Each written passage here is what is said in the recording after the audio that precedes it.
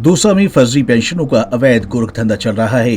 NFSA के नियम के अंतर्गत पात्र लोगों को पेंशन का लाभ नहीं मिल रहा है। जिले के सिकराई तहसील से ऐसा ही मामला सामने आया है, जहां युवतियों को सरकारी योजनाओं का लाभ नहीं मिल रहा है, लेकिन जो लोग इन योजनाओं के लिए पात्र नहीं हैं, उन तमाम लोगों को सरकारी योजनाओं का लाभ मिल रहा है। फिर भले ही वो राष्ट्रीय खाद्य सुरक्षा कानून के तहत हों या फिर वृद्धावस्था पेंशन के तहत। जो लोग इन योजनाओं के हकदार हैं, वो आज भी इससे कोसों दूर हैं। मेरे पापा मम्मी दोनों गुजर चुके हैं और हमको गाँव मिल रहे थे काफ़ी दिन से। और अब ये मित्र वाला है इलाके में राम खिलाड़ी गुजर, उसने मन मर्जी से खुद एडिटिंग की और उसमें से मेरा नाम नार सिंह डिलीट कर दिया बिल्कुल। और जैसे मेरे परिवार में सदस्य है, उनका फिंगर किसी के लगा दिया और किसी का नहीं लगा दिया, ऐसे कर करा के मतलब एक भी सदस्य ऐसा नहीं बचा जो फिंगर लेके गाँव ले सके। तो कम से कम दो साल हो गई कि अभी बिल्कुल गाँव बंद है और मैं गाँव को बार बार डीलर के पास जा रहा हूँ, वहाँ पे नहीं तो कोई OTP ना कोई फिंगर से गाँव ले पा रहा। समस्या जा नेट पेंशन दूसरी जगह जा रही है और 2 साल हो गए घूमता मैं। कहाँ जाएगा? मैंने पहला तो बीड़ा गिड़ा ही जाए, फिर बाद में SDM गिड़ा, फिर बाद में कलेक्टर गिड़ा, फिर बीडिया गिड़ा, फिर SDM गिड़ा। कई आश्वासन देते हैं, कई कहते हैं कागज ले लेते हैं, बस कह देते हो जाए चालू जो हाथ में नहीं हो चालू का ही। गुजारा कैसे चल रहा है? तो गुजारा कैसे चलेगा? गुजारा कैसे चलेगा? जमीन है इतनी? जमीन नहीं बिल्कुल। वहीं प्रशासन की ओर से इस मामले में हर बार जांच करवाए जाने पर हामी तो भरी जाती है, लेकिन उसके बाद ना तो कोई कागज खंगाले जाते हैं और ना ही कोई दस्तावेज देखे जाते हैं। भ्रष्टाचार के इस गोरखधंधे में ई-मित्र संचालकों से लेकर ऊपर तक चेन बनी हुई है, जिसके तहत जिस व्यक्ति पर इसकी गाज गिरने की बारी आती है तो वह व्यक्ति पल्ला झाड़ने को तैयार भी बैठा रहता है। गड़बड़ दाड़ा पहले भामाशाह में एज चेंज करते हैं, किसी को विकलांग करते हैं, किसी को विधवा करते हैं, फिर पेंशन प्रभारी से पैसे दे करके और उसको वो करवा देते हैं चेंज।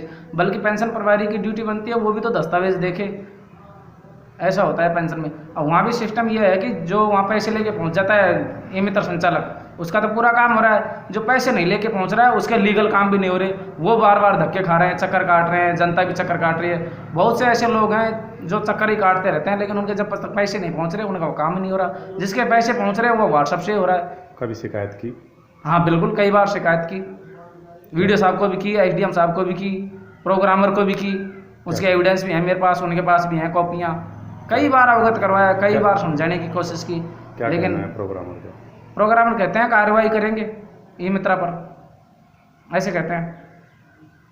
ये भी मैंने बार बार रिमाइंड करवाया, कार्रवाई कब तक होगी। फरवरी में लेटर दिया, मार्च में रिमाइंडर करवाया, अप्रैल में करवाया, मई में करवाया, हर बार रिमाइंड करवाया उनको। कई बार लिखित में तब अवगत करवाया, एविडेंस भी दिया उनके खिलाफ कि ये ऐसा कर रहे हैं, ये सबूत है मेरे पास।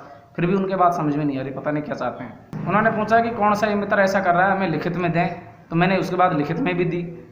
फिर भी दिन पे दिन चढ़े जा रहे हैं, ऐसा कुछ कार्रवाई नहीं हो रही। पेंशन प्रभारी ने ऐसे कहा कि BDO साहब को कंप्लेंट करो, फिर मैंने BDO साहब को भी कंप्लेंट की। पेंशन प्रभारी ने उसके लिए बोल दिया, तो पेंशन प्रभारी उसकी क्या कंप्लेंट करेगा मेरी? BDO साहब के सामने साथ को चाय पी रहा, मामला रफा दफा, ऐसे बोल देते हैं। शाम को चाय पीने पे मामला रफा दफा? बस शाम को चाय पी BDO साहब के साथ, मामला रफा दफा। ADM साहब को करोगे, कलेक्टर साहब को करोगे, घूमते फिरते यहीं आएगी, जवाब हमको ही देना है, हम दे देंगे। मीडिया को करोगे, शाम को 5,000 रुपये ले जाएगा, इससे ज़्यादा क्या होगा बताओ? फिर ये कि मित्र संचालक और कर भी क्या सकता है इसके लिए? ऐसा किसने बोला?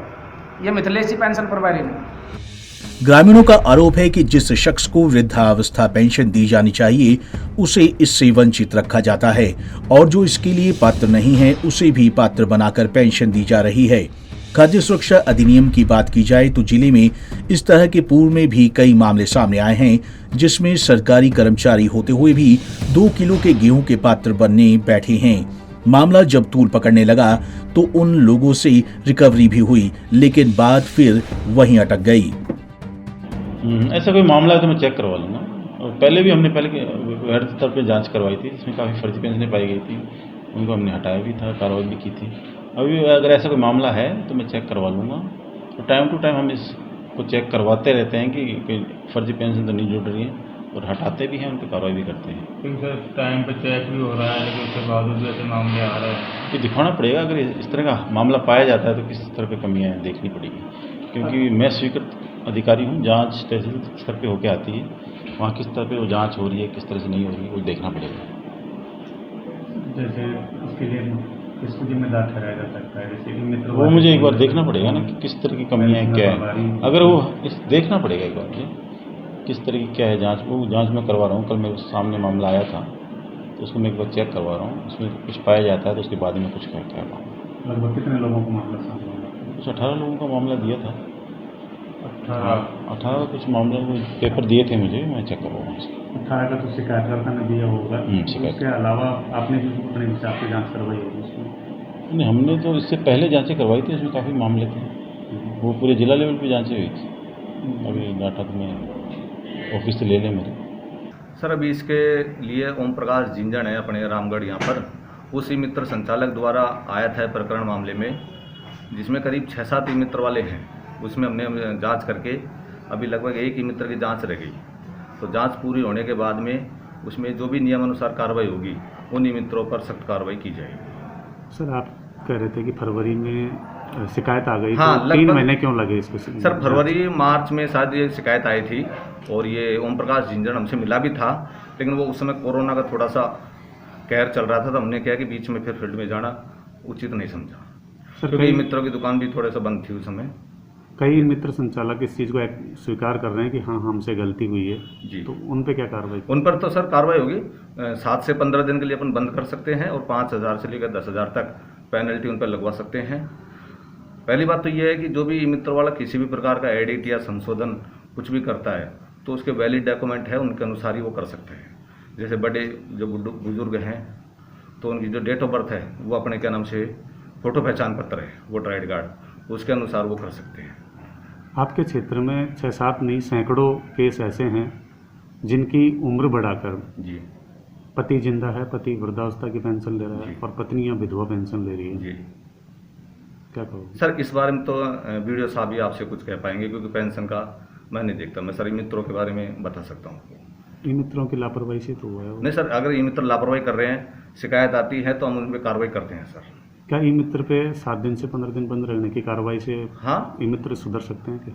नहीं सर, वो तो सुधरने की तो बात ऐसी है कि उस पर कार्रवाई करेंगे तो उसको दूसरे मित्रों को भी सबक मिलेगा, वो भी सीखेगा। पहले भी हमने 1-2 मित्र बंद किए हैं, 15 दिन के लिए भी बंद किया था, फिर उसका हमने बाद में जब दोबारा कभी चेक किया दूसरे मित्र को तो उसमें जो बहुत सुधार आया है।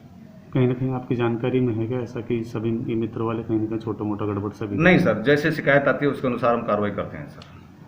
कभी अनऑफिशियल बिना शिकायत भी जाके ऐसे बोगस ग्राहक बन हाँ के सर, जांच की हो? हम हाँ बिल्कुल जाते हैं। हमारा तो मतलब हफ्ते में 10-15 मित्रों की जांच स्टाफ कर ही लेता है, औचक निरीक्षण करते हैं हम। उनमें कभी कोई खामियां मिली हो? अभी तो सर रेट लिस्ट का तो मेन सभी मित्रों पे है। अब कई बार हमारे सामने तो क्या ये मित्र वाले जानते हैं, अब ग्राहक होते हैं, कस्टमर से हम पूछते भी हैं भाई आपसे पैसे ज़्यादा लिए हैं तो बता दो।